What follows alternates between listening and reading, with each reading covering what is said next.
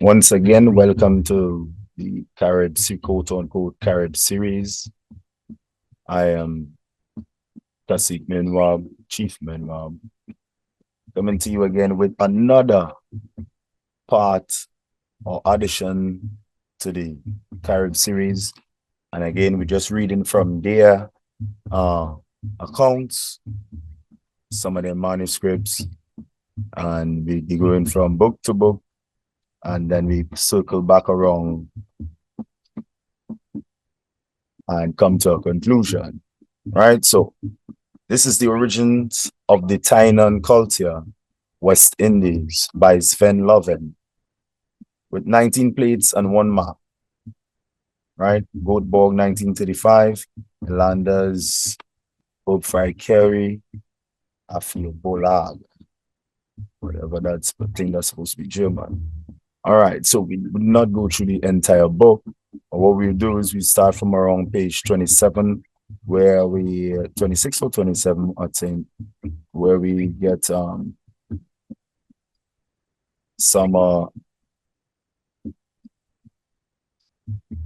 the information pertaining directly to this island, Carib, misnomer Trinidad. So, right. So we go to, if you can see here, the island Arawaks. Right.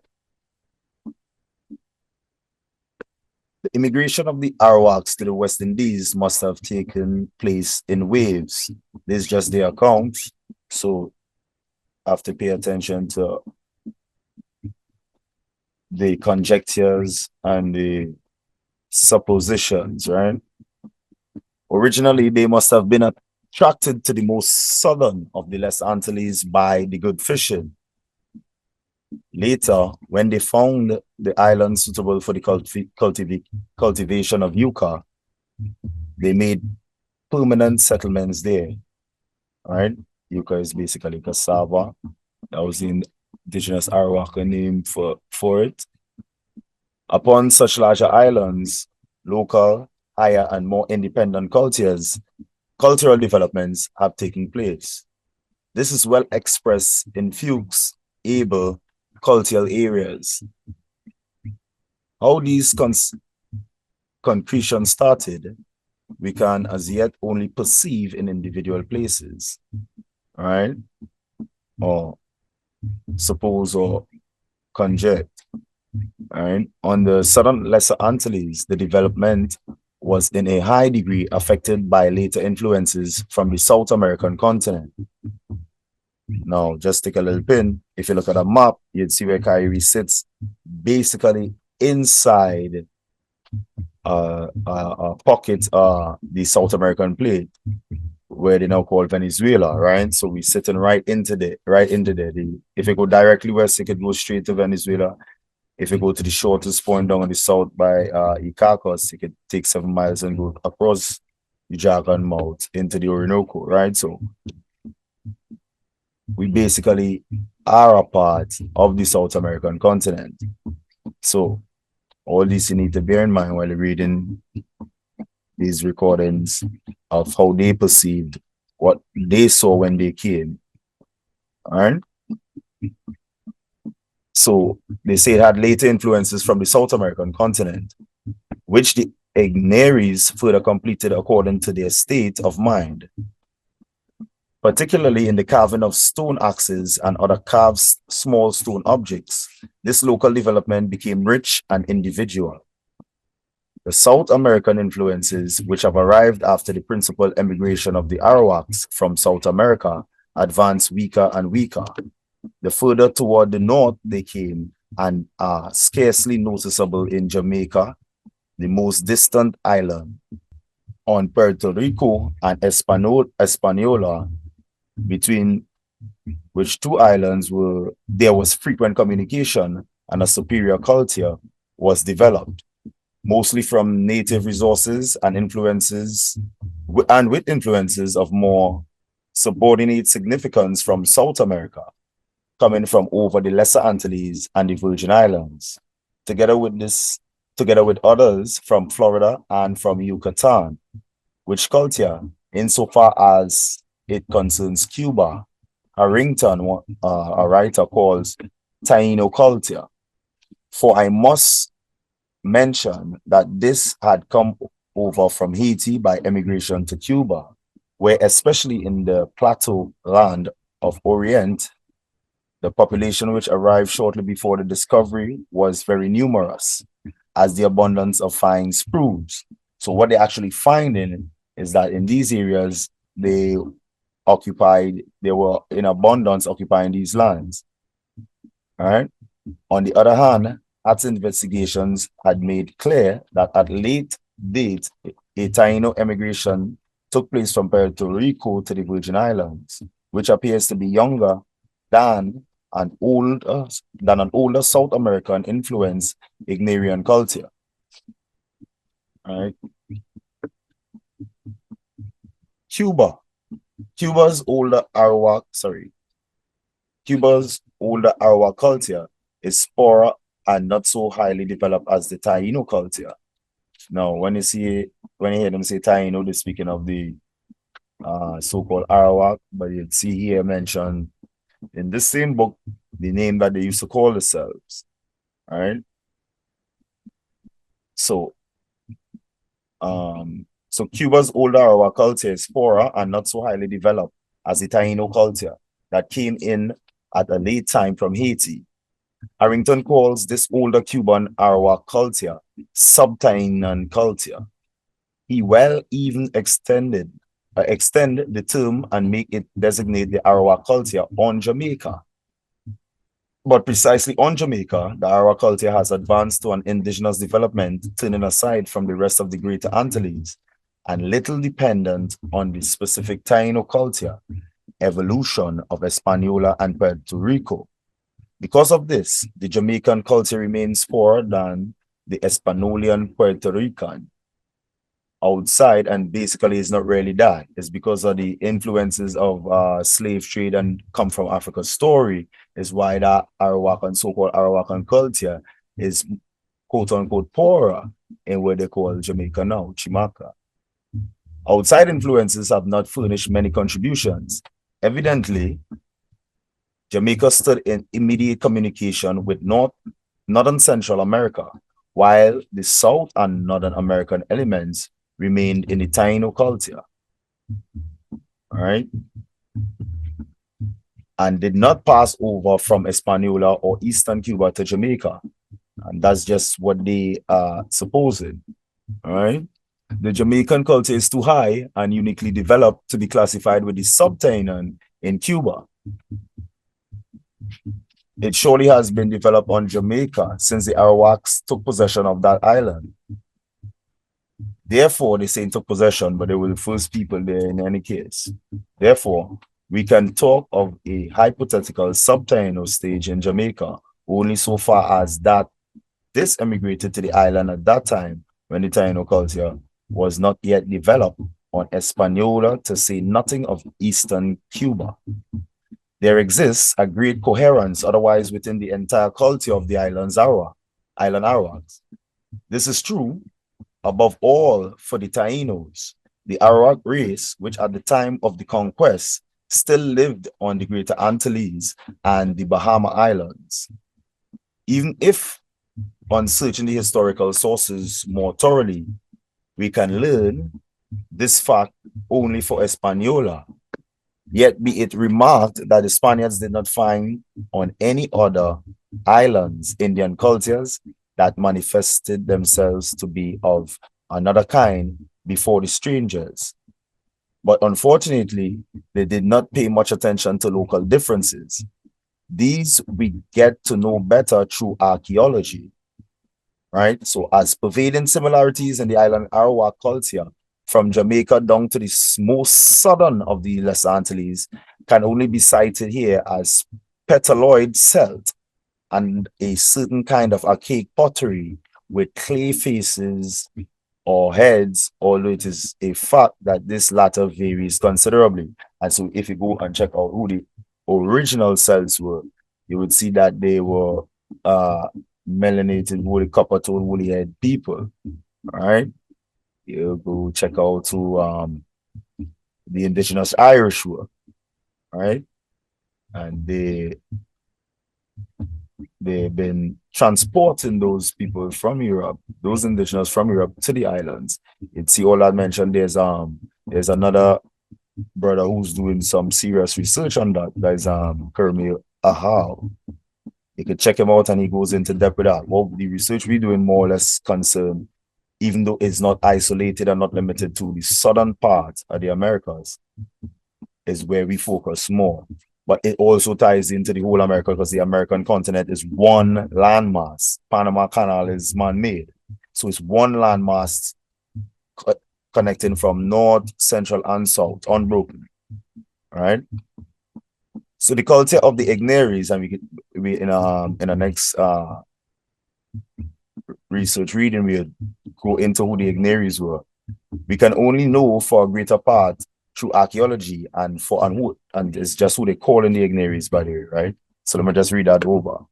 The culture of the Igneris, we can only know for the greater part through archaeology, and for the rest in the historical sources through constituent parts that remained among the island Carib wives, who, with island Arawak ancestry, went back to a time shortly before discovery, even in the 17th century, when slavery was supposed to have been going on, brought up their daughters in their own native language to do women's work with utensils and technique from the Igneri time, and also taught them something of the old Igneri religious ideas, which often differed characteristically from those of the Caribs. So while they were stating they were warring against them, hearing that they also took up them wives from between the Caribs and the Arawaks, right? So they were all one people, basically. They had the differences between them, no doubt, but generally they were all one people, right? What I think they're referring to here is the wives that they had from the various wars, and they would have taken the females as wives. So they were mixing their blood from that time before they were even invaded by the Swati navigators coming from Europe. All right. So if you're not up to date with what group of people Cristobal Colon belonged to, Christopher Columbus, you could go check it out same way. All right. So in this manner, we get evidence of a vanished race, so-called vanished race, with essential likeness in speech and culture to the Taino, to the Arokai, who at the time of the discovery by femal individuals still remained alive. So I kind of double speak here because they say in a vanished race.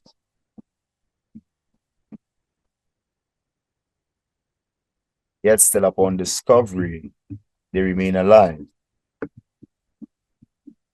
So they want to create the impression so that after discovery, they killed out all of them, which you hear later on is not true.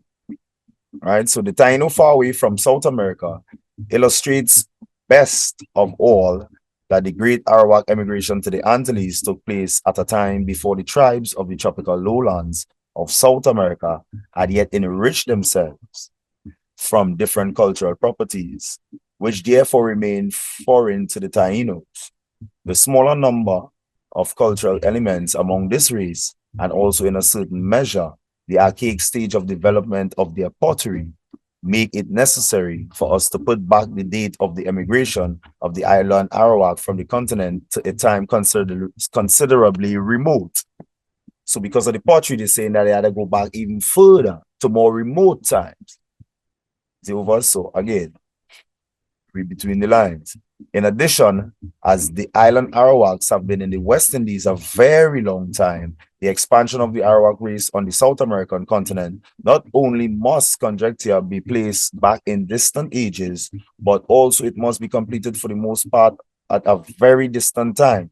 So they know after they examine the pottery and that type of stuff, they're now saying that again, it must have to be placed. It only make common sense that it have to be placed back at that time, right? Which is more or less confirmed by the pottery, right? As older civilization. The Arawak race on the continent, and we're talking about the South American continent.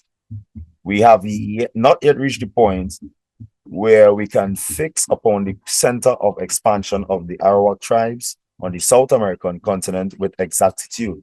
It is believed that the Arawaks were the first to propagate cultivation of manioc, the use of the older hammocks made of fiber or bast, and the production of clay vessels in the lowlands.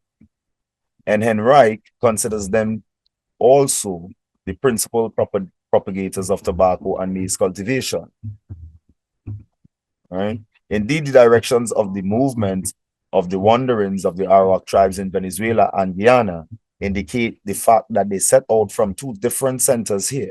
And this, again, is a sign that we have to do here with a more recent process than the first phases of the immigration. Right?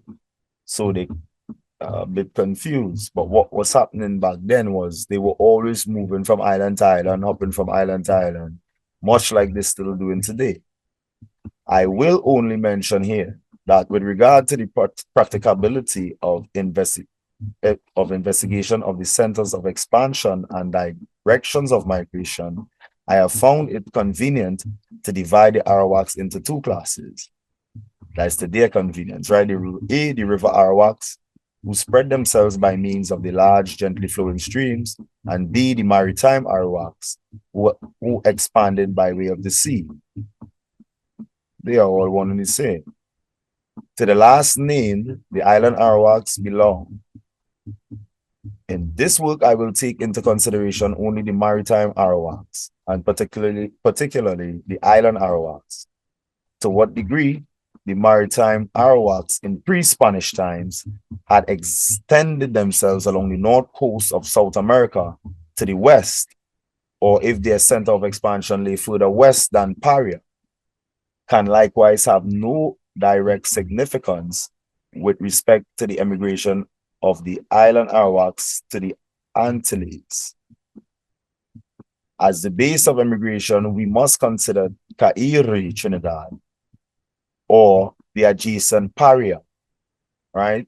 So we had to get an old map of where they call in Paria. We forward to the map in a bit. But we also have a part here on the northeast coast that's called Paria, all right? Oh, on the northwest coast, sorry.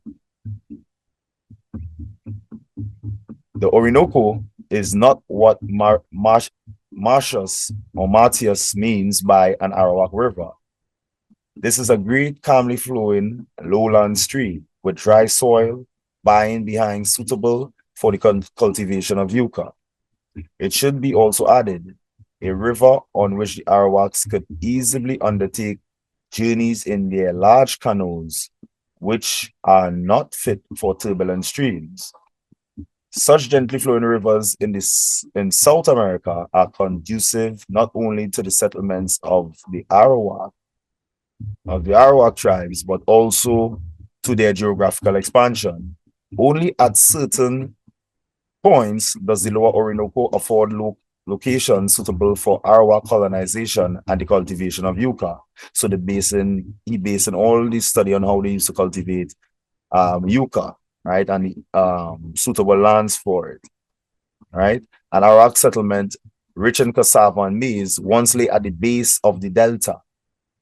This dominant center was the large town Huyapari, Carib, or Arawakai, Arawak. So this is what they used to call themselves, Arawakai. All right. Located on Huyapari, Galibi, and all these names is what they used to call the Caribs. Right. Located on a hill on the north side where the Macario branches off. At the time of the discovery, the Caribs held the sway, but the larger part of the population were Nipoyos, right? Today we still have people who connect their ancestry back to the Nepoyos, an Arawak tribe that also was settled on Kairi, misnomer Trinidad. Higher up, the banks of the Orinoco are for the most part desolate and sterile, or in some places they are swampy moricales. The Maurice palms furnish the staple food of the Guaranos, whose settlement on the delta was of older date. That's another Carib tribe, so-called Carib tribe, whose settlement on the delta was of older date. Better economical condition begin to prevail. For the first time, we advance up the large Indian town Kabrutu, which was rich in maize. Somewhat higher up the falls commence, and there is a region where a group of dissimilar tribes of a low grade of culture are still living. So these tribes are broken up into different family groups, some smaller than some, but all belonging to one big greater population, one big greater tribe. Not only on the east, where masses of granite occur, but also on the sterile lanús of the west side. Not till we pass beyond the navigable portion of the Orinoco's course do we meet with Arawak tribes. It is indeed certain that the true Arawaks, so they have now a new name, a next name they're calling them, the true Arawaks, still live adjoining to the most southern affluent of the Orinoco. That their settlement at an earlier period possessed an influence on the lower Orinoco, far greater than that at the present time, at the present time. And also that in distant times, they had passed up the river with their fleets beyond the bend at Kabrutu. Later in their respective connections, I will return to the similarities between the Tainos and the Orinoco tribes in respect to their chairs, secondary burial in baskets, in their huts, which were only pointed out by Fuchs in a general way. So you see the connection that they were one big tribe. The Arawak races of the upper Orinoco are river Arawaks, according to them, and probably came from the south, right? Came from the south by way of the Rio Negro route and its continuation. In connection with the immigration of the island Arawaks to the Antilles, consequently, we have nothing to do with these Arawak tribes. As I will mention later, there are certain archaeological circumstances which indicate that the true Arawaks came from Kairi, Trinidad, in the lowlands southeast of the middle course of the Orinoco. This is in harmony with their own traditions also. When the true Arawaks met the Spaniards for the first times, a tradition was still current among them of a time when they lived in Guyana. How they had journeyed on the sea along the coast, found the land fertile and settled there for that reason.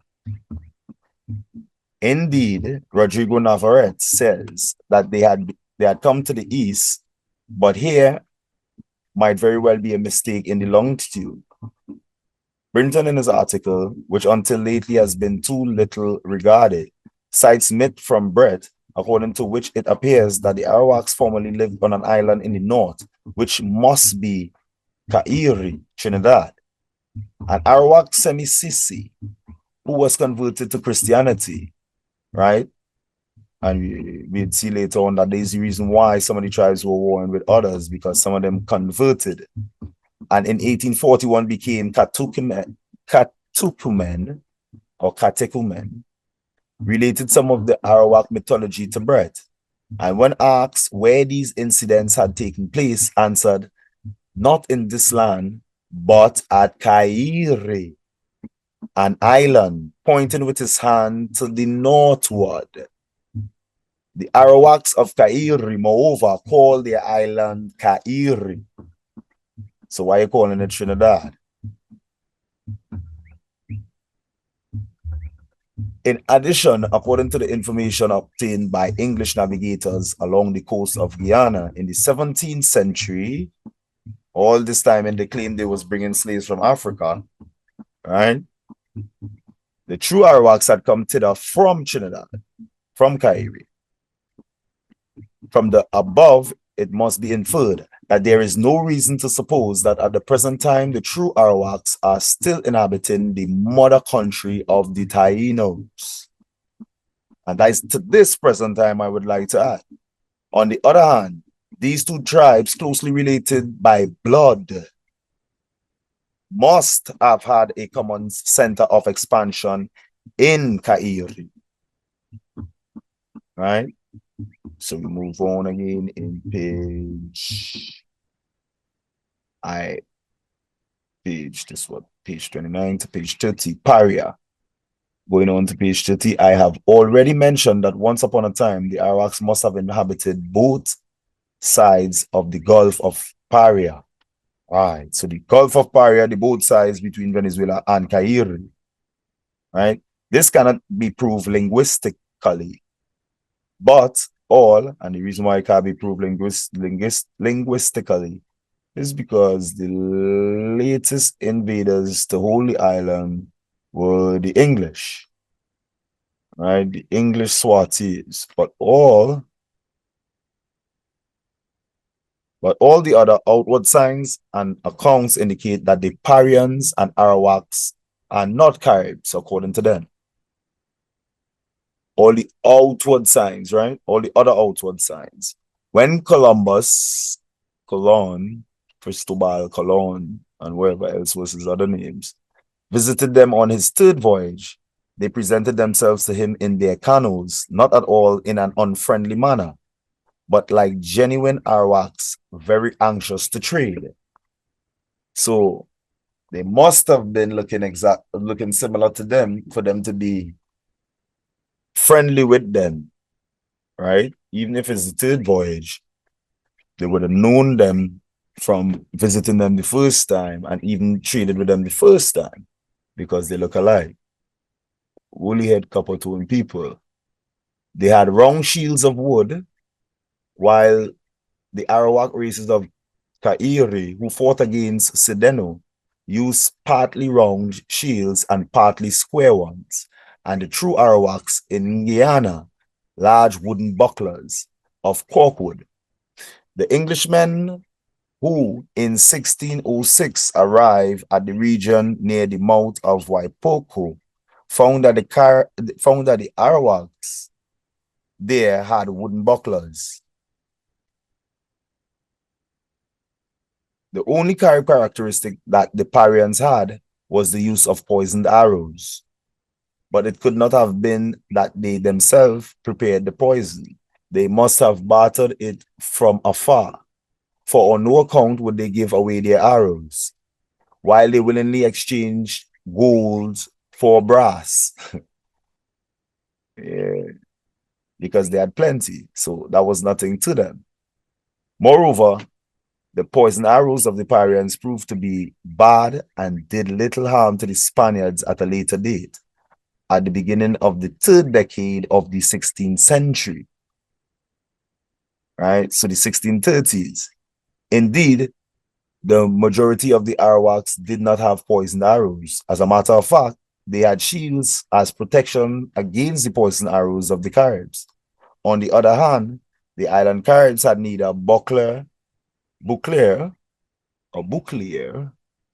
nor any other protective weapon.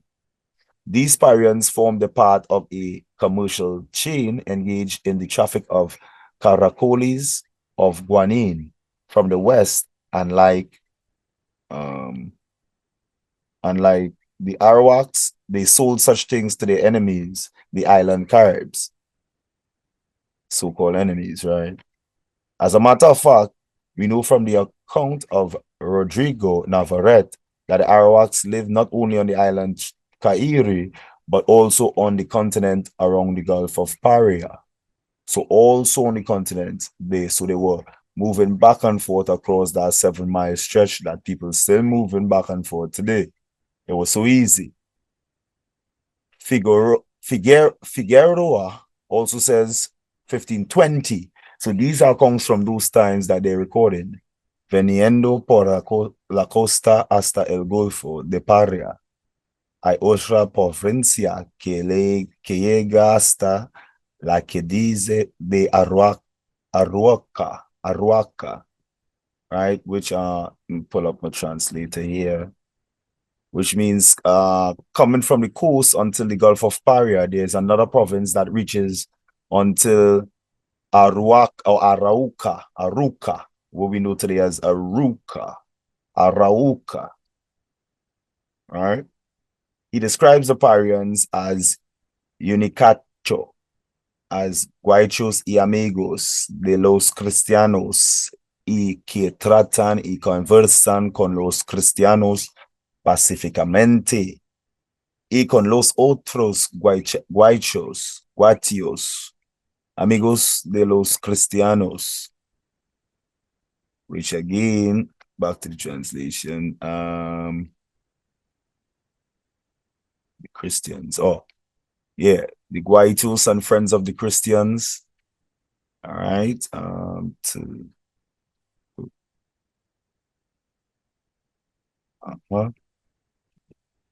they were all right. So they were friends of the Christians because these who was doing the invasions were the Christians, right? The Spanish Christians, the Swati Spanish Christians. Those was the ones who were doing the invasions at the time.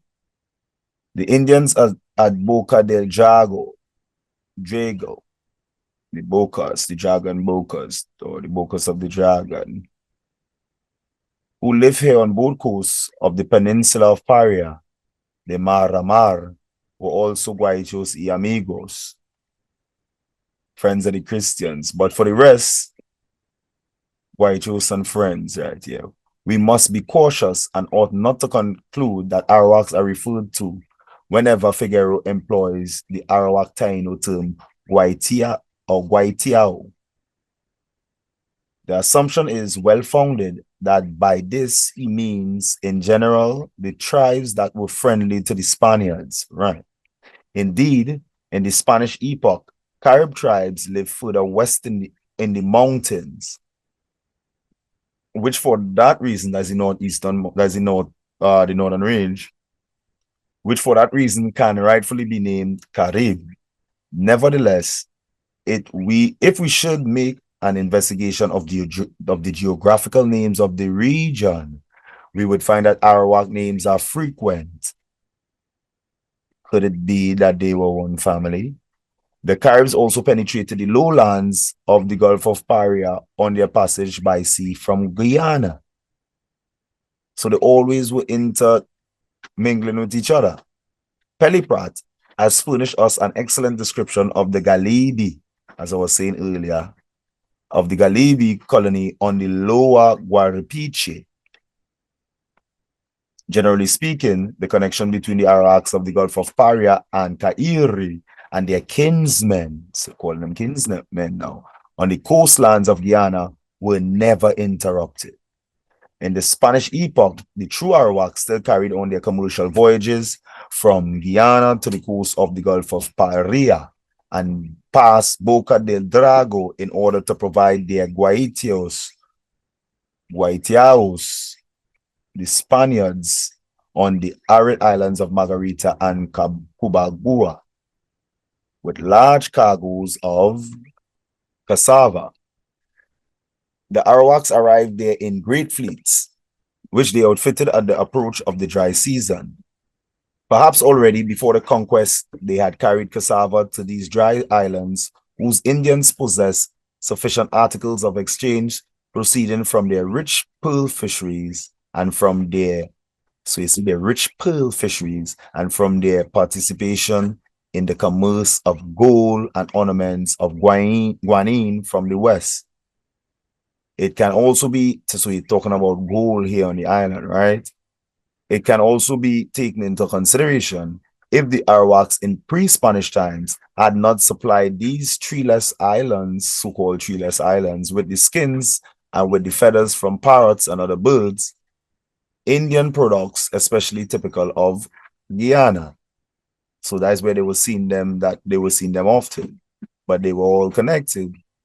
Nevertheless, the Indian products most desired by far by the Arawaks, more than gold and probably even more than pearls, were unas piedras que llaman habas, que son a manera de jaspes labradas y de que hacen sartales y estiman mucho.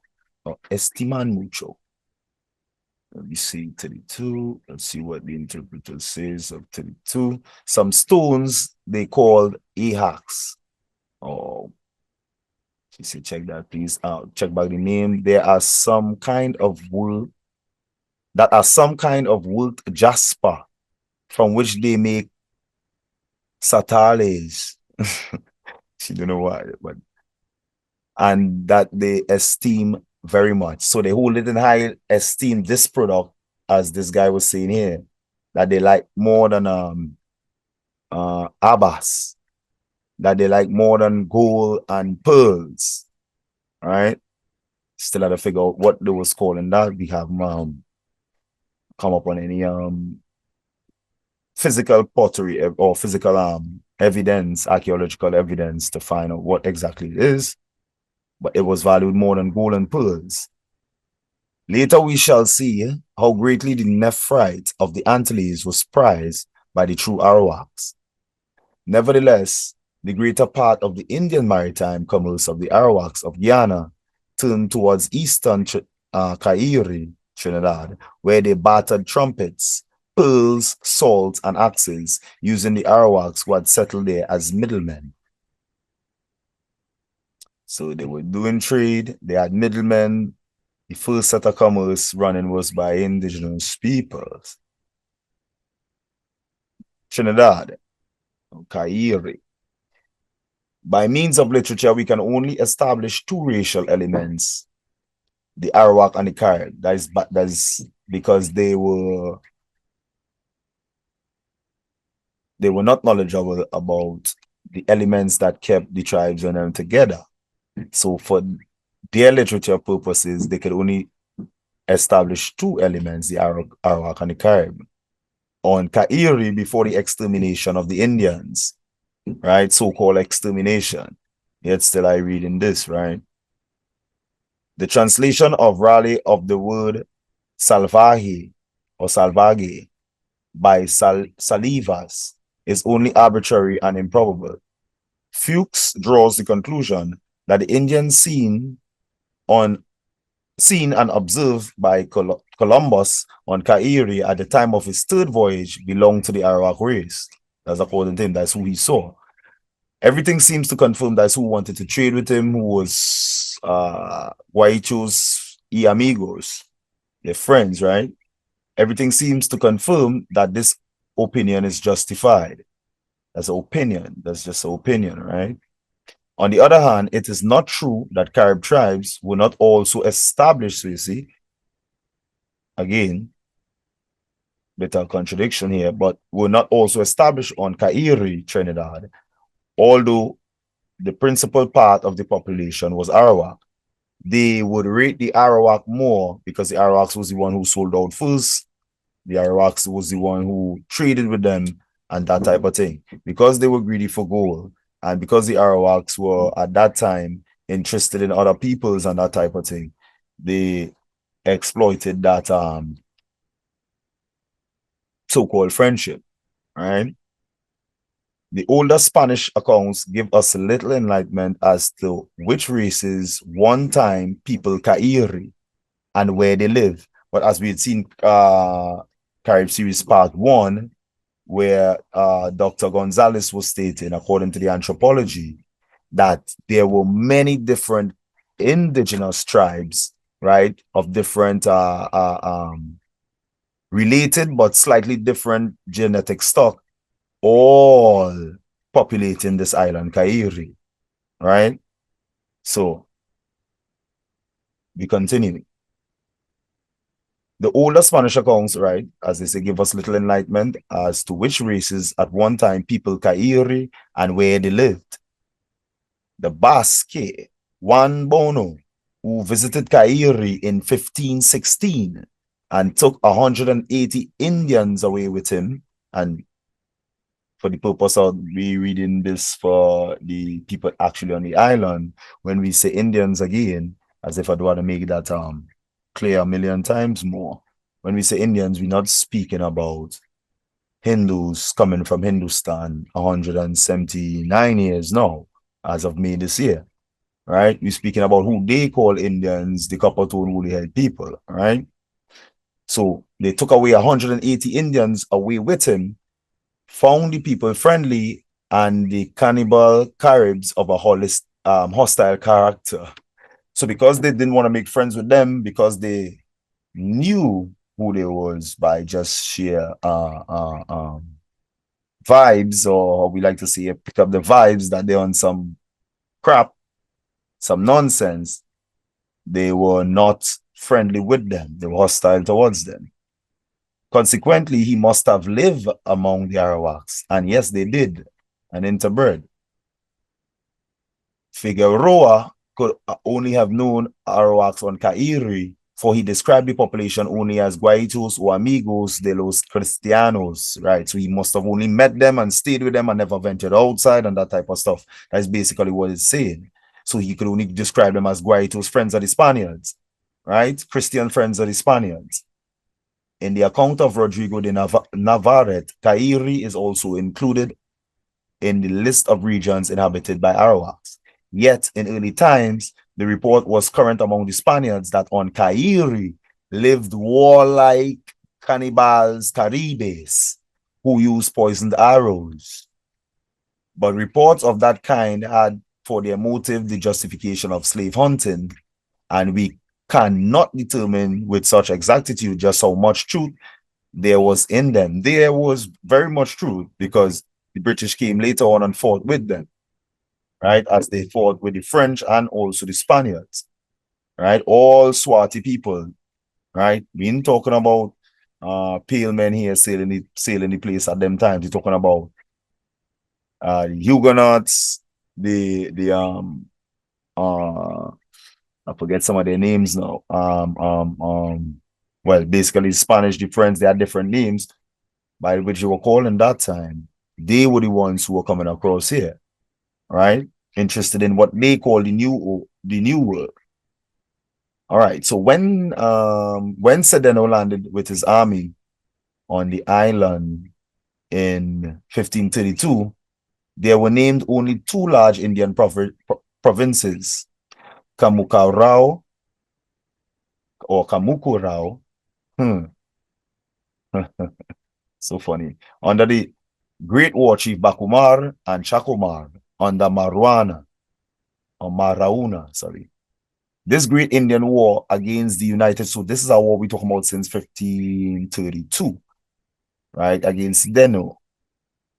This great Indian war, what they call the Great Indian War, against the United Tribes of Kairi under their war chiefs, and which resulted in a great loss for the Spaniards, has only been equaled by one in the South.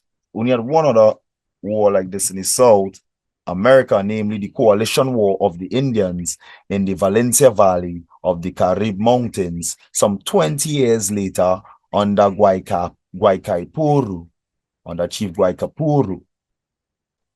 In connection with these struggles, it can be seen how complicated the cultural and ethnological conditions in Cairi must have been. Because of the constant wars and the movement, they couldn't really map what was going on here, right? So they're just dealing with what they saw at the time that they came, 1532 and before, right? They fought with bows strong and straight, with empulgueras for the fastening of the string, and with poison arrows, as well as dartros, very good dartros, right? That they're still doing now in bars and thing now, with hooks on the extremity of the backside, with strong sharp darts and very efficacious sling stones.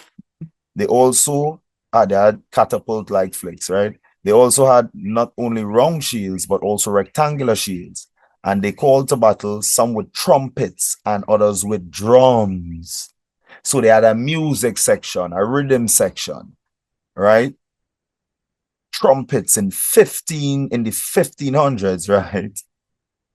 They're medicine men, sought communication with the spirit world, what they call, and come up today. And mind you, we'd see certain aspects as I was digging up, certain aspects of what they call an obia is actually an amalgamation of the ones who came sail across here from the continent. We ain't talking about no slave trade, right? Who sailed here on their own will and met those who was here, and they practiced certain spiritualities and meshed them together, right? Story for our next day. But we go again, the medicine men, right? Made, where am I? So the medicine men sought communication with the spirit world in order to ascertain the issue of the war. Some by means of tobacco intoxication, while others use yopa. The methods of painting the body for battle were different, and the poison arrows were more or less deadly according to the region in Kairi from which the archers came. So they all were operating poison arrows and all that type of thing, but basically based on the region on Kairi here, this island that we on now, right? Different regions had more poisonous arrows, right? So they had different archers from different regions. This more song into you like the kind of movies they're putting out now and talking about these things happening in certain parts of the world, but basically these things happen in the Americas, right? That's where they get in the 1500s and 1400s, people coming to war with drums and trumpets, right? And archers and all that type of warfare technology that they claim that the Romans was the originators of, right? Anyhow, as I digress, we come back to the main topic. The methods of painting the body for battle were different, and the poison arrows were more or less deadly according to the region in Kairi from which the archers came. All that we can determine from this is only very general, namely that there was much in the military culture that was characteristics of the Caribs, while other things were Arawak.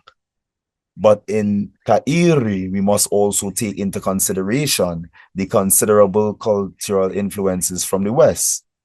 Castellanos mentions quibbles of a Western culture element, right?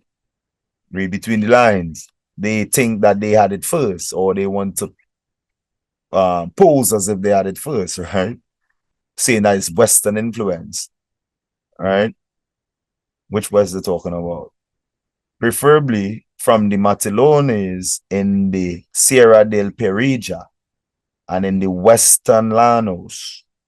Kairi had battered the guanine and gold ornaments of the West from Paria. The warrior chieftains of Kairi wore crowns of gold on their foreheads and golden eagles on their breasts. Stick a pin. Why? Now,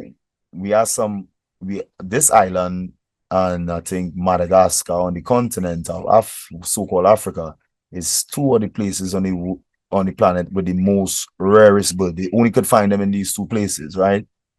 So tell me something. To date, we do have what we call eagles here, right? Although we have some birds look similar to them, we have some types of hawk that look similar to them. But back in that time and in the 1500s, these warriors who were indigenous to here wore golden eagles on their breastplates or their breasts, right? They saying that it was after the Colombian fashion, right? Read between the lines.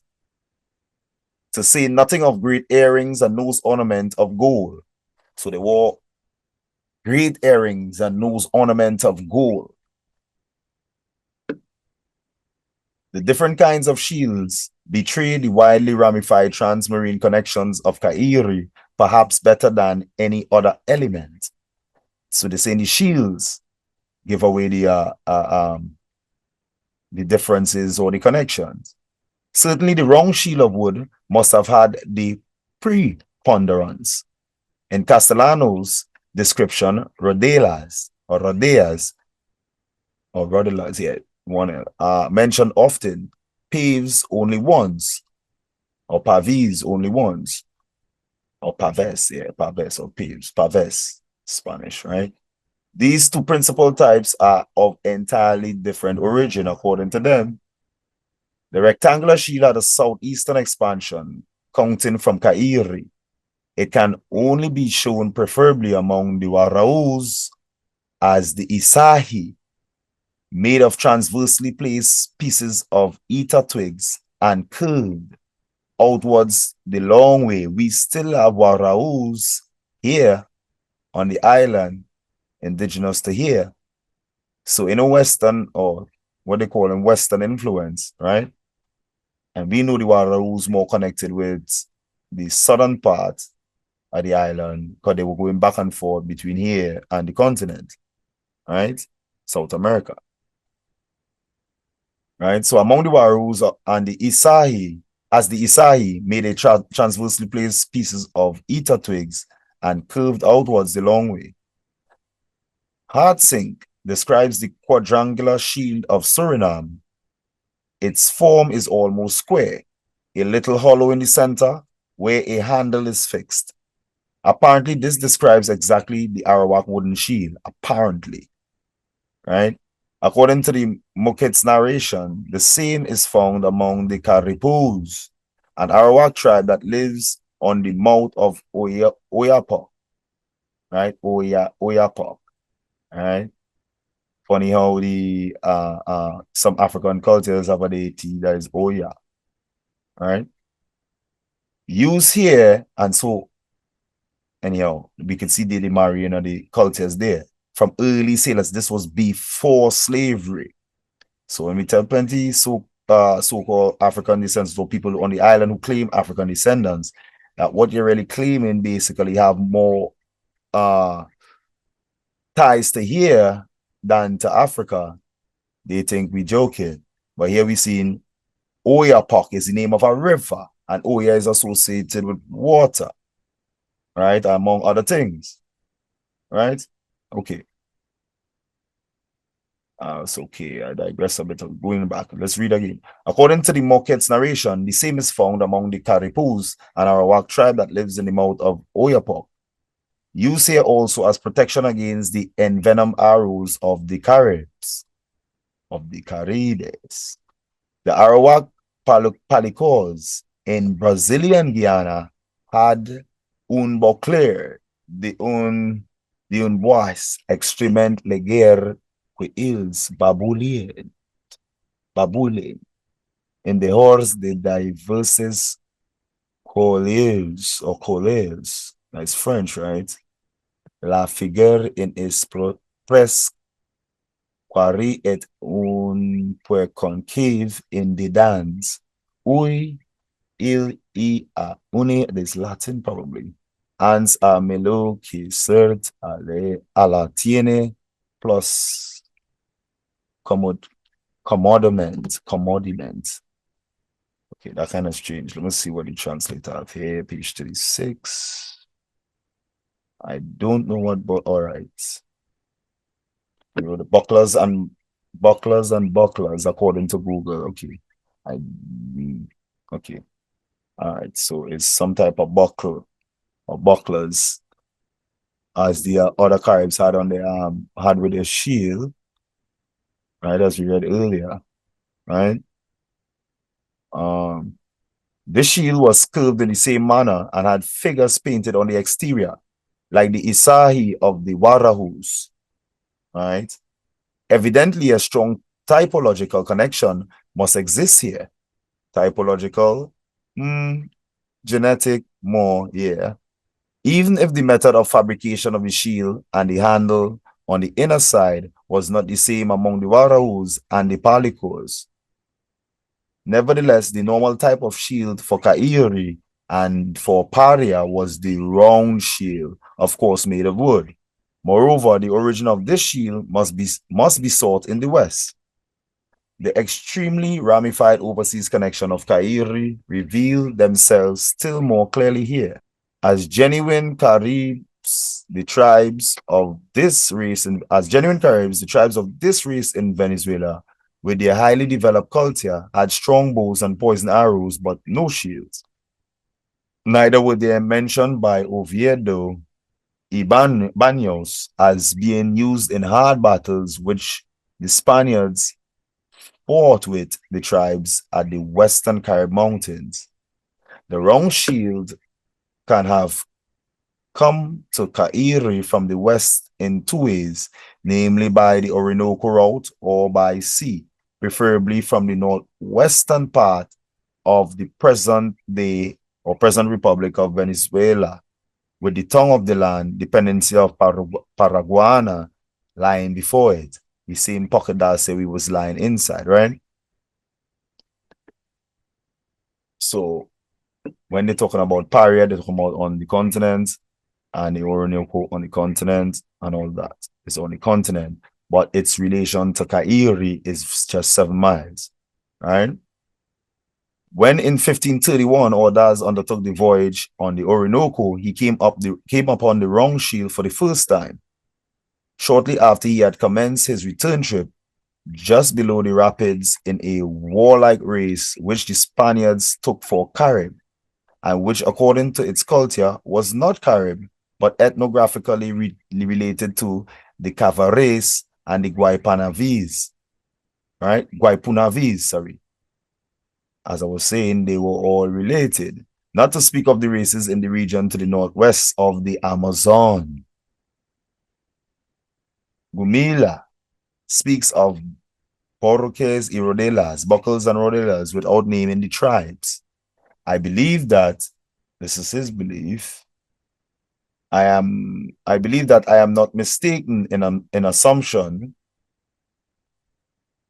that by Broquiles,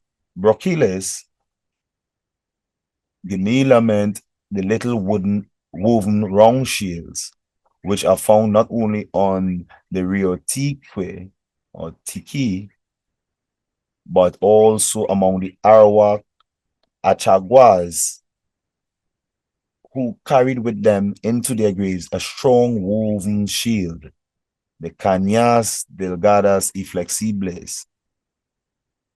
Gumila must have seen rodellas in nearer regions, but besides the Guaypanavis or the Guiponavis, had as well large round shields of wood covered with tapir skin. And we all know the tapir, kind of like a hippopotamus with a trunk. Moreover, Cairi could have received the wrong shield from the North Coast. So all this is just, they just speculating on where they got it from, and when all of that, according to the anthropology work done by Dr. Gonzalez, would put them in origination between here, Cairi, and Venezuela, present-day Venezuela, right? Moreover, Cairi could not have received the wrong shield from the north coast of South America only through influence from a vast distance. That's according to them.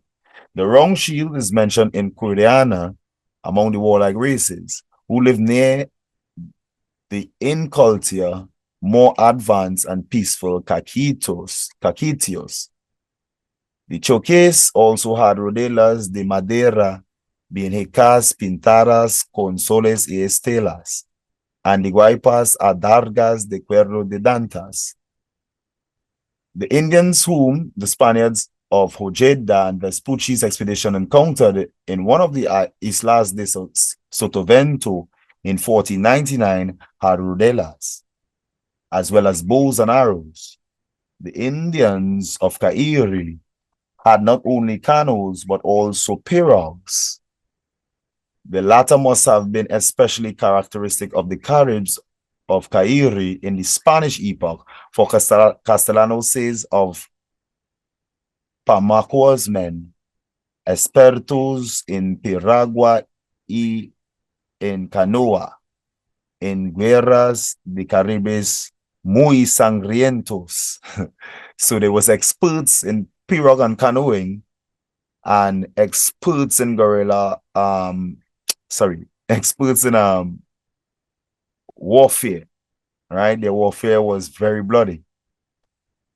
In addition, Columbus observed that it was characteristics of the great canals of Cairi to have in the middle un apartamento como cámara en que vi que andaban los principales con sus. We must consider this a peculiarity belonging especially to the canals of the Gulf of Paria with its tranquil water on the lee side of the trade wind.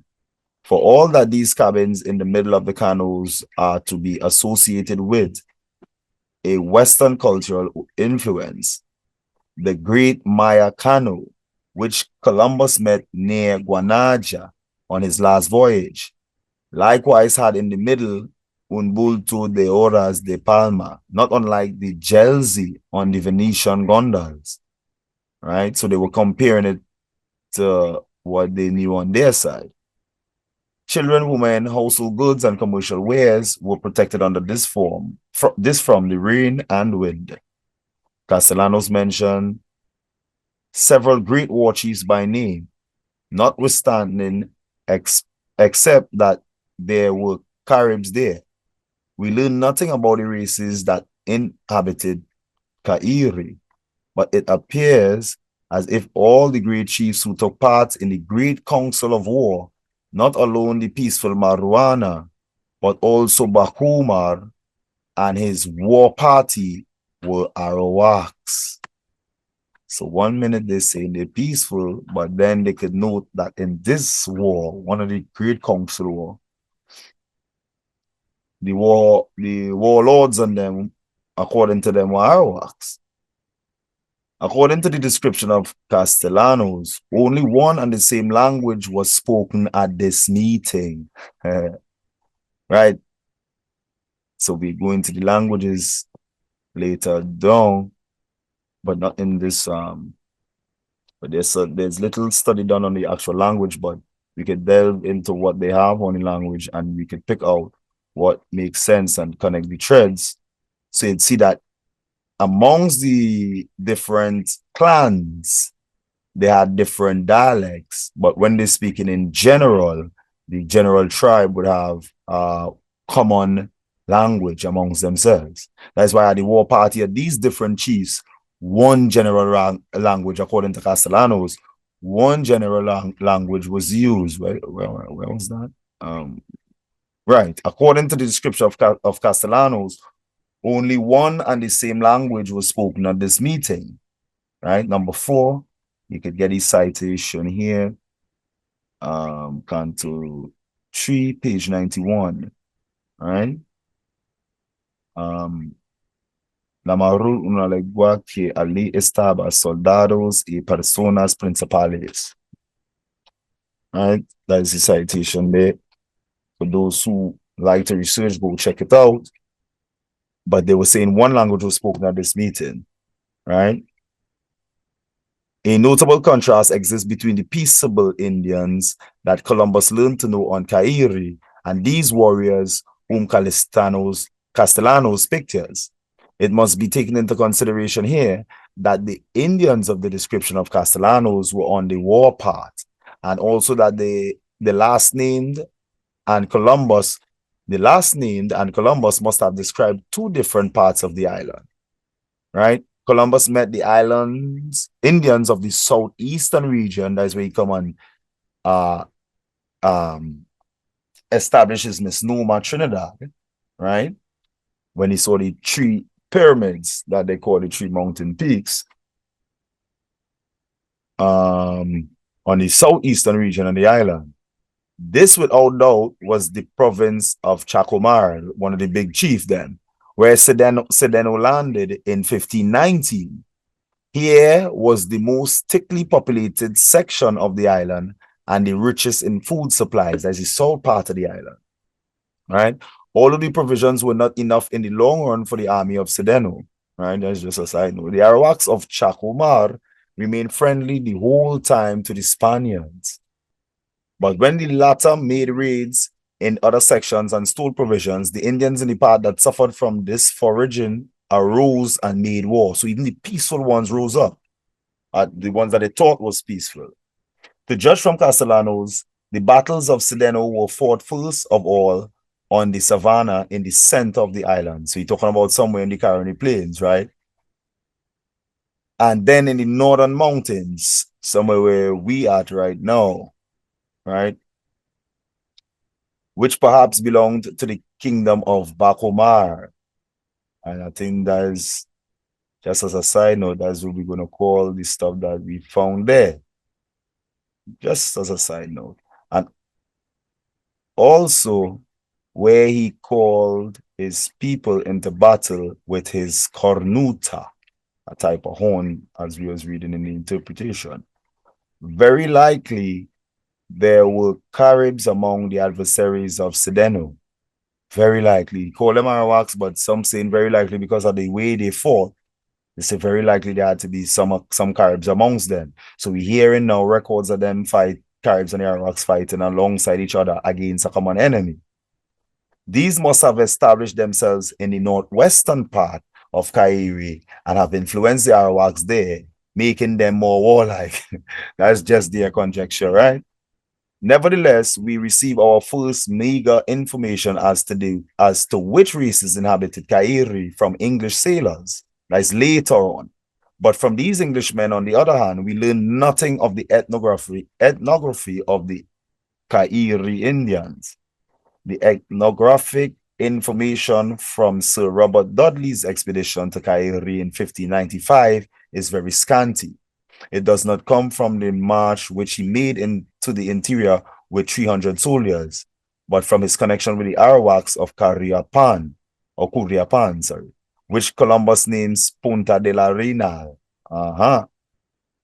And in the later Spanish period, Punta de Icacos or Punta de Gallo, this being the real southwestern point of Trinidad. So Icacos, which still remain as Icacos, so Punta, the point of Icacos, and the point of Gallo, right? Southwestern point of Kairi.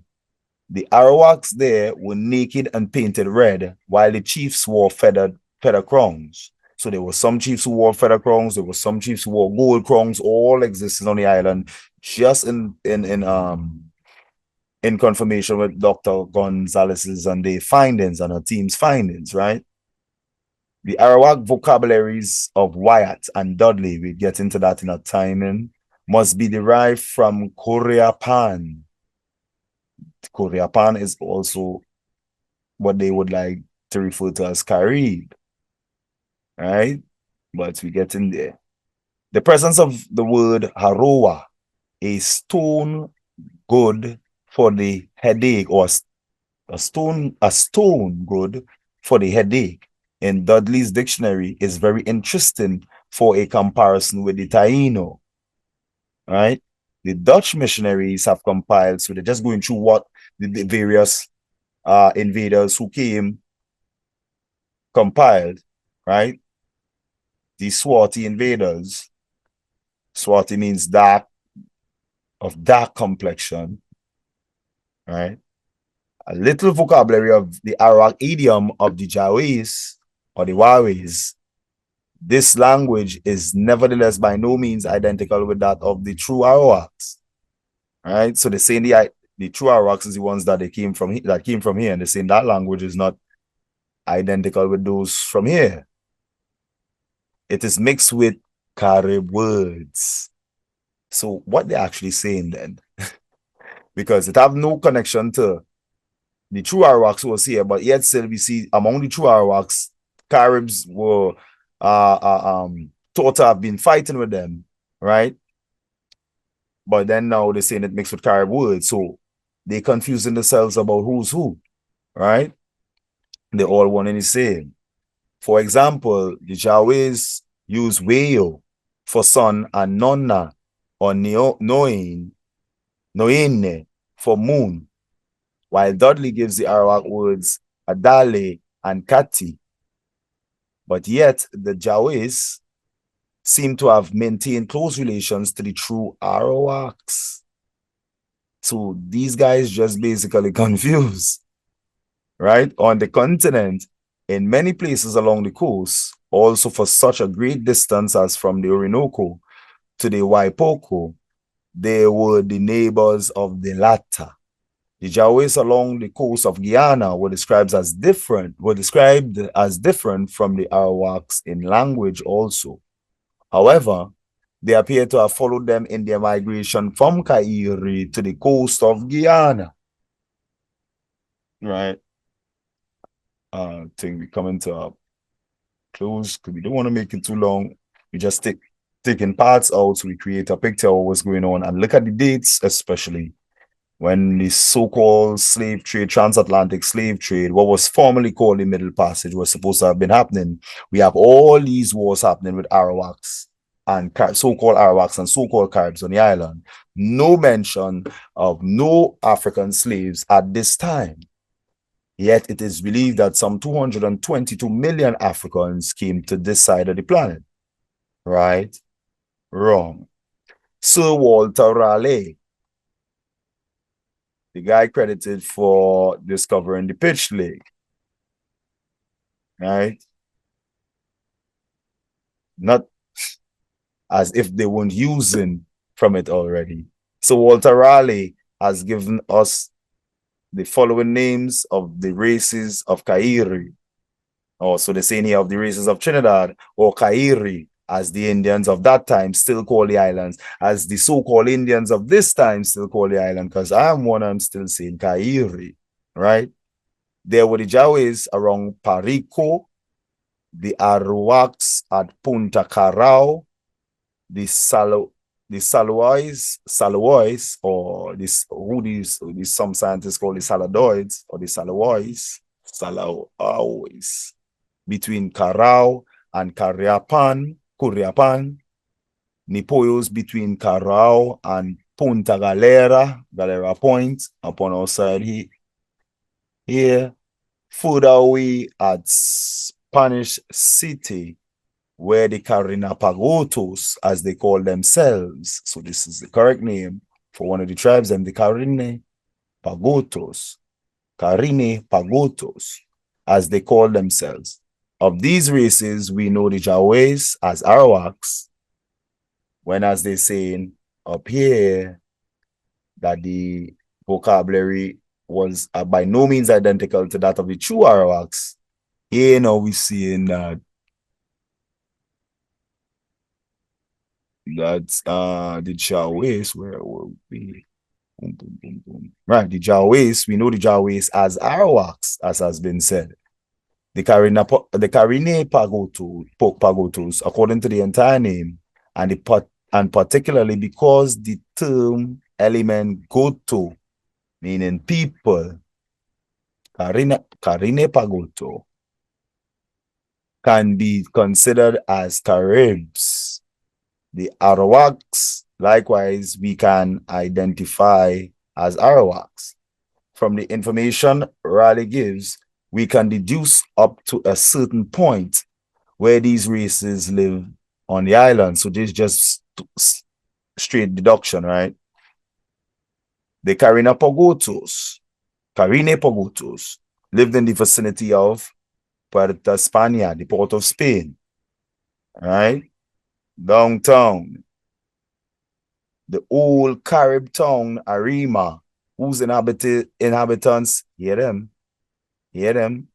read between the lines, whose inhabitants crossbred with the Negroes, so-called Negroes, who they call Negroes, now speak English. All right.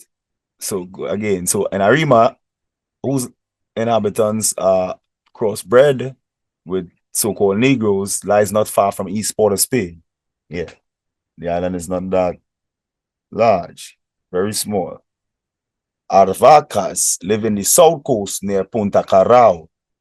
The Jawas lived in the vicinity of Parico, that is on the north side of the southwestern tongue of the island. Right? So the north side of the southwestern tongue of the island, that little peninsula boot kind of thing down on the bottom. The Nipoyos, or the Nipoyos, live between Carao and Punta Galera. That is in the southeast and east. Uh-huh. The Salois live between Carao and Koreapan.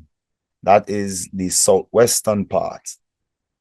Major John Scott, named King's geographer in 1668, has compiled a summary of the racial elements in Kairi. So they compile. So this more the different, according to Walter Raleigh, his account is more siding with the anthropological findings at various different tribes originating here, all right, and on the continent as well. And must have been before even continental drift, they were moving back and forth like it was nothing. This was just the North of South America, right? Or the South American plate. The Salawoys lived between Cara, right? Major John Scott, named King's geographer in 1668, has compiled a summary of the racial elements in Kairi.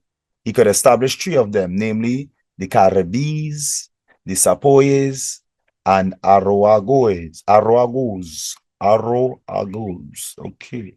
And those divisions are distinctly separated into three parts by ridges of mountains. So they just these weren't real scientists who was going on this voyage or anything like that. So they're just naming people based on location and not recognizing that it's all one people, right? Just different dialects, different sides of the families, just much like today, right? If we compare this information with that of Raleigh, we can say in general that the Nepoys live in the east, the Carib tribes in the northwest, and the Arawak tribes in the remaining portions of Kairi, above all in the southeast. We learn nothing of the ethnical status of the Napoyes or the Sapoyes nation, right? Some people claiming that today we know what they were like, right? Coppertone woolly haired people. Some people claiming that today, and they all not Coppertone, neither woolly hair, right? But we get to that in the next day. But I am inclined to think that it was an Arawak tribe because a part of it had emigrated to the coast of Guyana along with the true Arawaks and the Jawas. Jawis, right? Nevertheless, like the Jawis, they spoke a different language than the true Arawaks. In 1587, when the island was still Indian, yeah, read between the lines. When the island was still Indian, the island is still indigenous, right? Where the three different racial elements meant, where the three different, right, still Indian, right? So it was still Indian where the three different racial elements mentioned. At that time, the Caribs, with the help of their kinsmen on the Antilles, were carrying on a war of extermination against the Arawaks, against the converts, right? Don't fall to the trap, to whom the Nepoyos had joined themselves. It was precisely this war which made it possible for the Spanish to see. So you see, they're not telling you they sold out and that was the reason of the war, but they're saying it's this war that made the Spanish establish themselves on Kairi, because the Caribs was doing that extermination because the Arawaks were being friendly with these invaders, and the Caribs knew, or the more elders of the tribe, the Caribs are normally the same people. The Irish was just the younger generation, basically, right? And or who they call in the Arawaks, or the friendly ones, right? Although they were the same.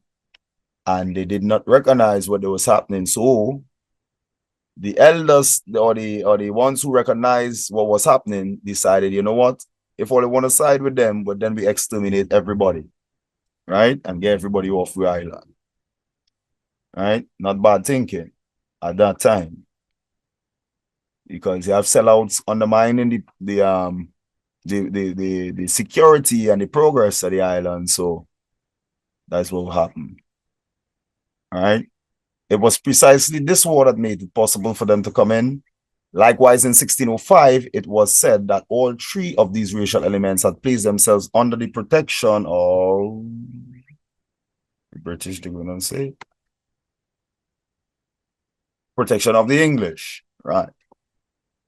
In 1639, Captain Robert Markham was murdered by the Caribs on Cairi at the instigation of the Spaniards, according to him.